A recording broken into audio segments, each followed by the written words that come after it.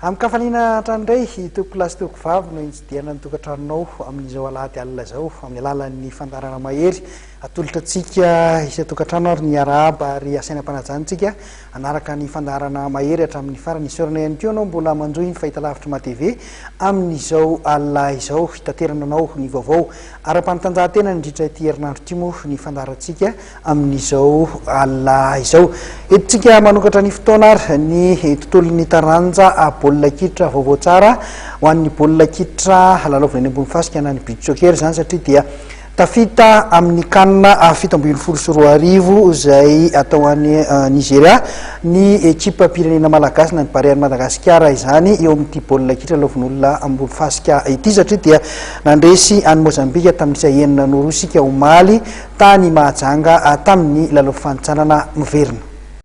Resy ny ekipa pirenena malagasy tamin'isa 9 ny sabotsy tolakandro teo tany Mahajanga ny ekipa pireneny Mozambika nandritra ny lalao miveriny fifanitsanana andehanana any amin'ny kanina 17-20 atao any Nigeria ny 13 ka hatramin'ny 18 Desambra ho avy zao.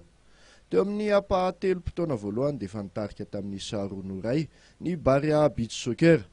Ny vahiny anefa no nanokatra nisa raha mbola somary variana ny malagasy teo am-panombohan'ny lalao. Nampiseho ny heriny amin'izay nefa ny mpilalao an'ny Claude Barabe sy Solofra Marla teo amin'ny fizaram-potoana faharokana piditra baolina 4 ny sisindray. Tany amin'ny apa-telom-potoana farany vao nanena ny elan'elanisa ny Mozambikanina.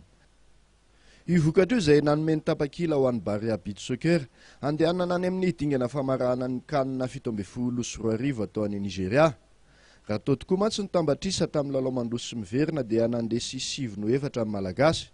Tsaivina fa efa nivoaka mpandesy tamin'ny 7-2 ny Malagasy tamin'ny lalao mandrosina atao tany Maputo Mozambika ny 18 Aogositra lasa teo. Mariana fatanjony Barea Beach Soccer nitazona ny anaram-boninahitra kontinantaly ny azony tamin'ny taona 15 amin'ity baolina kitra tao amin'ny tora-pasika ity ka afahany miatrika indray ny fedina ny Amboara eran-tany. Tsy ho vitan'ny federasiona mpiamy baolina kitra irery nefa izany fa mila ny fanohanana avy amin'ny mpanohana rehetra tsy ankanavaka sy ny fitondrana foibe.